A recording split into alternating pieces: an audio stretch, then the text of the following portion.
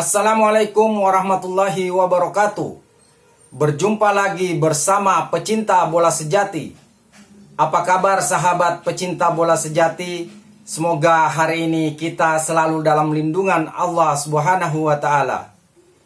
Hari ini saya akan membagikan video Bung Harpa kritik Indra Safri.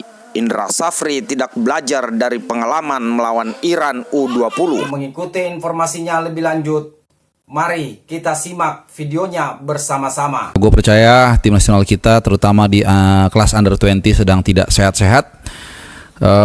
Dan gue yakin kalian juga sudah mengetahui ya semua hasilnya dari turnamen Piala Asia 2025, di mana tim nasional Indonesia under 20 dipastikan selesai tujuannya di turnamen kali ini setelah kalah dari Uzbekistan dengan skor 3-1.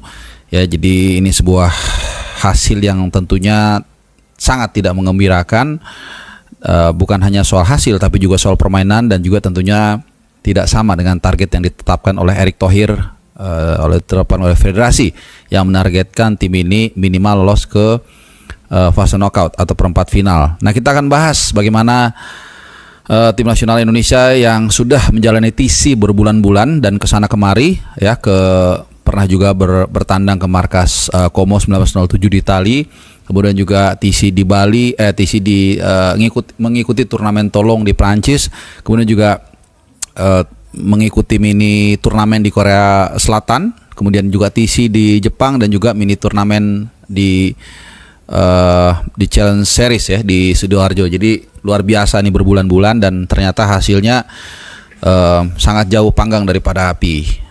Bukan soal kalah soal menang, tapi juga soal bagaimana performa para pemain benar-benar menurut gua perlu dievaluasi ya, termasuk juga tentunya pelatihnya, dan bahkan juga mungkin federasi yang dalam hal ini menargetkan target yang menurut gua akhirnya menjadi bumerang buat mereka sendiri gitu loh ya, karena ini tidak sesuai target, bahkan jauh ya.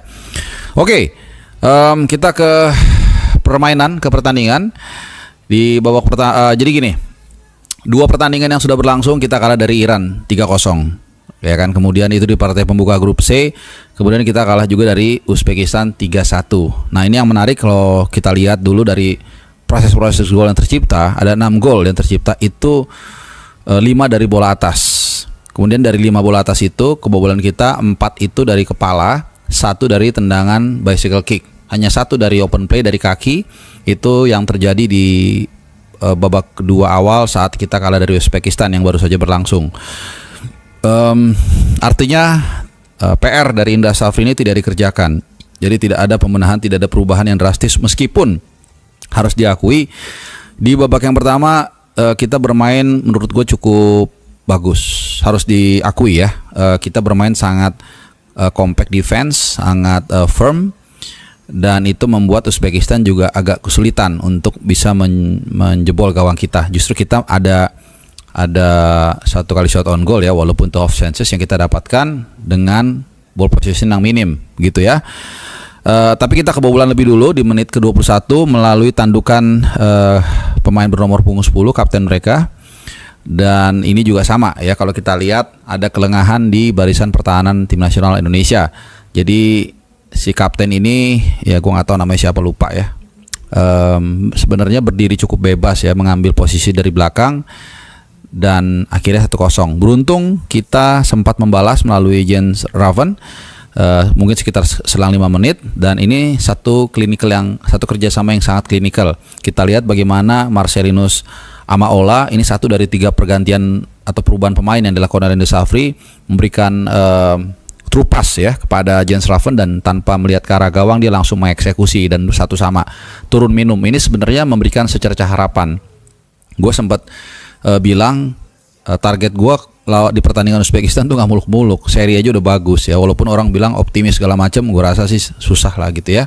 Nah, babak 2, nah ini ada 2 masalah nih. Pertama, kita lengah, gue nggak tahu ya, karena yang kedua itu juga RCT ini baru masuk menit ke 46 detik keberapa begitu, jadi tertinggal 1,5 menit, jadi kita kehilangan momentum penyebab dari gol yang tercipta oleh Abdul Ghafur Kaidarov.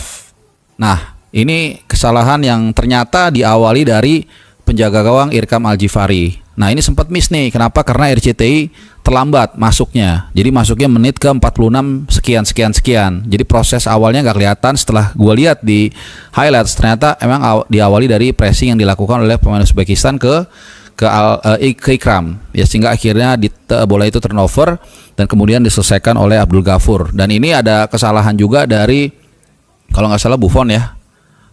Bagaimana ketika ada satu pemain itu membawa bola, sebenarnya udah di cover sama si Kadek, tapi kemudian si Abdul Ghafur ini dari belakang lari, tapi malah nggak diantisipasi dan akhirnya dia sempat mendapatkan space, melepaskan tembakan dan ya nggak ada peluang sama sekali buat Irkam untuk menghalau bola yang begitu kencang dihujamkan ke, kalau nggak salah, ke ujung atas ya. Jadi ada dua masalah nih, quick decision yang tidak tepat, dan kedua RCTI lambat masuknya. Dan ini biasanya sih, bukan biasanya, memang karena iklan ya. Jadi sedikit gue mau cerita ke teman-teman ya, ini ngobrolnya ngalur ngidul aja. Jadi dulu itu biasanya mereka suka live delay. Jadi pertandingan udah mulai 2 menit, sebenarnya udah 2 menit nih, tapi dibilang seolah-olah nih baru kick off. Nah, kenapa? Supaya bisa masukin iklan gitu, duit lah, cuan gitu ya. Nah, kemudian ini mulai diketahuin orang nih. Kenapa? Karena live score sekarang. Mulailah mereka sneaking di lagu kebangsaan. Itu dimaki-maki juga.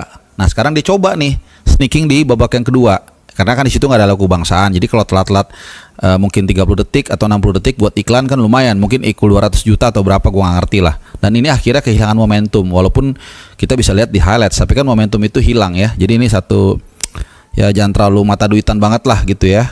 Gitu. Walaupun kita tahu TV hidup juga perlu dari iklan.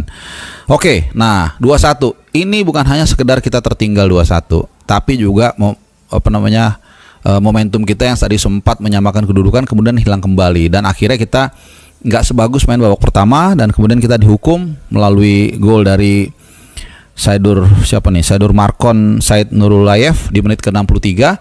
Ini sama juga, tandukan juga, dan ini artinya yang gue bilang tadi, dari 6 kebobolan yang kita ciptakan, 5 itu dari bola atas, bahkan 4 tandukan, 1 bicycle kick.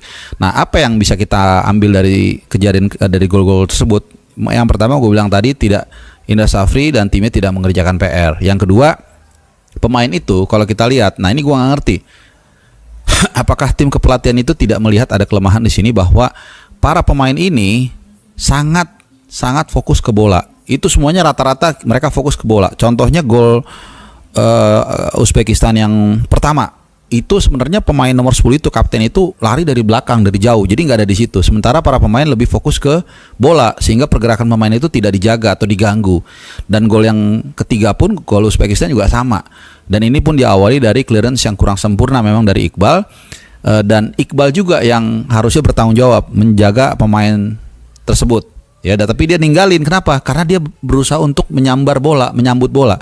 Tapi perhitungannya salah, bola melewati dia dan malah akhirnya datang atau disambar oleh Said Nurulayev gitu. Jadi ini 5 golnya atau 4 atau 5 gol itulah yang gue bilang dari bola-bola tes itu adalah kelemahan dari para pemain yang tidak diingatkan juga oleh pelatih. Ya, ini kan udah jelas itu, mereka selalu melihat ke arah bola, sehingga pemain itu tidak diantisipasi pergerakannya. Ini yang gue pikir sangat disayangkan ya, TC sampai berbulan-bulan tapi hal yang sepele seperti ini tidak bisa diantisipasi.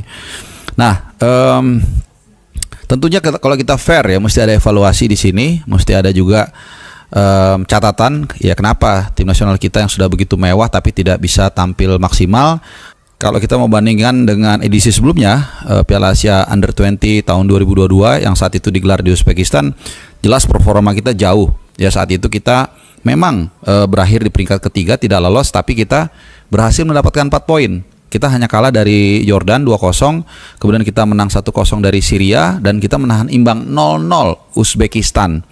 Ya, padahal saat itu kita tidak ada pemain, katakanlah pemain diaspora atau keturunan sama sekali. Ya, tapi kita bisa mencapai itu. Artinya sekarang ada penurunan, dan ini sekali lagi sangat disayangkan. Dan ya nggak tahu ya, mudah-mudahan ini bisa juga menjadi catatan. Jadi jangan hanya federasi itu kalau menang aja mau ikutan masuk ruang ganti, kemudian ikut merayakan, tapi ketika kalah boro-boro gitu. Di postingan IG timnas saja diposting hanya pas half time waktu lawan Iran. Begitu full time kalah nggak diposting. Nah, gue pikir sih yang kayak gini-gini jangan terlalu norak lah, jangan terlalu kampungan gitu. Wajar-wajar aja, jangan juga alergi dengan kekalahan. Karena dari kekalahan kalau kita mau mengakui dan mau memperbaiki, ya mungkin akan lebih baik lagi di kemudian hari. Dan terakhir, sebelum gue tutup ya, gue mungkin bertanya ke kalian, kira-kira apa pendapat kalian soal kekalahan ini? Apakah